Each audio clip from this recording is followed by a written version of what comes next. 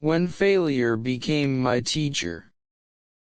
There was a time in my life when I thought success was a straight path, a road paved with certainty and easy victories.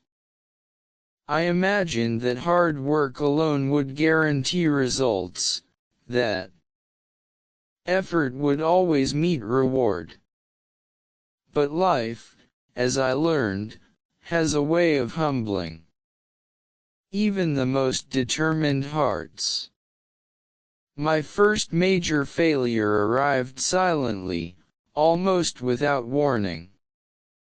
I had poured months into a project, believing that my dedication would be enough. I stayed up late nights, sacrificed weekends, and ignored warnings that the path I was taking was flawed. Yet, when the outcome came, it was nothing short of a disaster. The disappointment was crushing. Friends offered sympathy, but I could feel the weight of my own expectations pressing down, a pressure that seemed impossible to endure. At first, I was angry at the world, at circumstances, even at myself. Questions haunted me. Why did I fail? Did I miscalculate? Was I not good enough? Each thought was a sharp reminder that I had fallen short. Sleep became difficult. Motivation waned. I wanted to give up entirely, to retreat into the comfort of safety where mistakes did not exist. But somewhere in the quiet moments of reflection, I began to notice something subtle. Failure, though painful, was also a teacher. It spoke not in words but in lessons that demanded attention.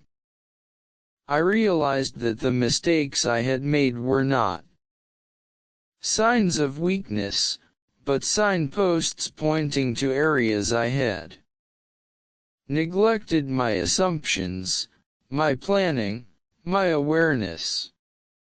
I started examining my failure like a student studying a complex problem. I asked myself honest questions. Where did I go wrong?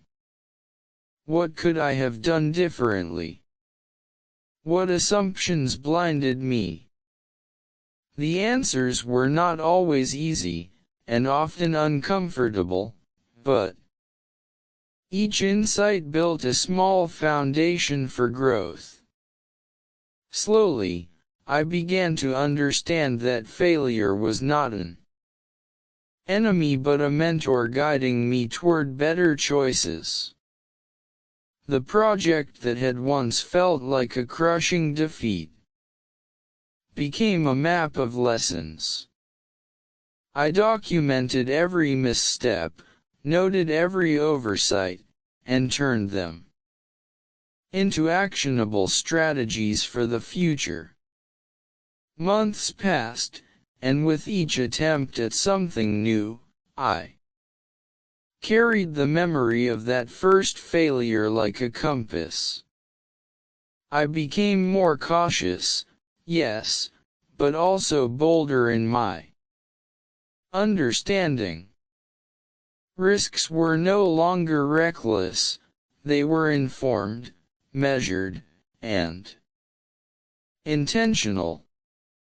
And in this delicate balance between courage and prudence, I discovered something profound. Failure had transformed me.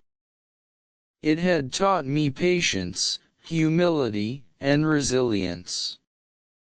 It had reshaped my relationship with effort, showing me that the journey mattered more than the outcome, and that every setback was an opportunity to grow stronger. The most surprising lesson, however, was about self-compassion. I realized that in punishing myself for failure, I had been blind to my own potential.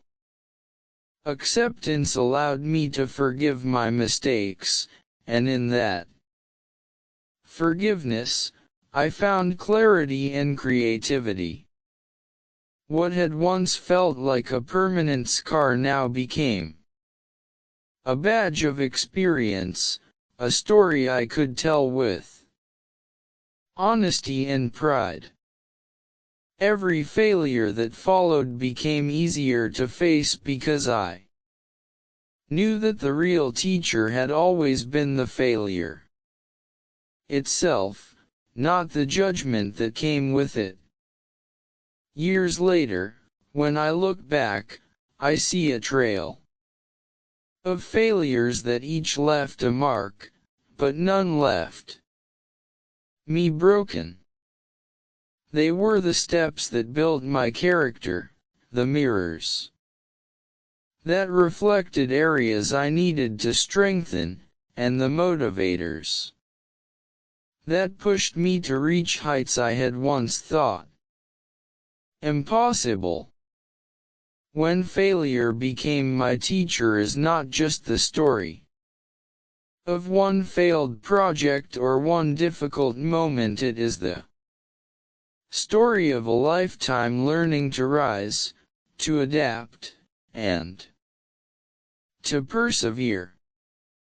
And in the end, I am grateful for every failure, because it taught me the most important lesson of all.